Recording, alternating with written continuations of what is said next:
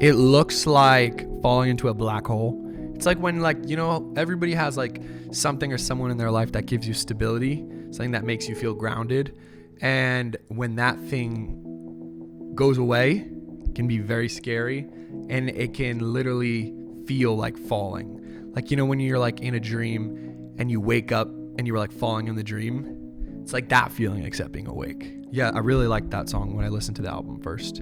I think that one and Lights Up was also my favorite song. I like those two. And I'm lucky enough to get to work with Nick Lobel, who got to work on that album, which is pretty cool. I played my song Nothing Left.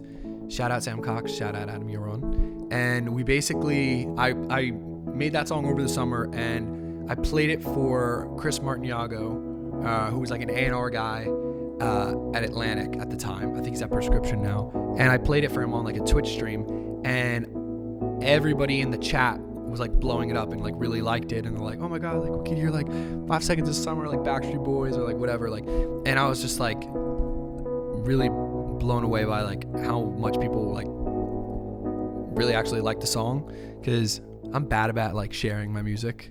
I need to do a better job of that. But yeah, I put it on that Twitch live stream, and then Chris talked to Amy after. They talked about how I was trying to do an EP, and like, you know, I needed to work with like a producer that could help me, and he was like, I know the perfect guy. And it's actually funny because I had somebody in mind in Nashville that I wanted to use but ended up being busy, and so it worked out for the best. Everything happens for a reason. Shout out Nick Lobel. I love you, Nick. Dead ass. Honestly, that's like my first time working in a real studio. At Vandy, we worked in like a little songwriter type studio in the basement of Rand and Surratt. But besides that, I'd never really been in a studio.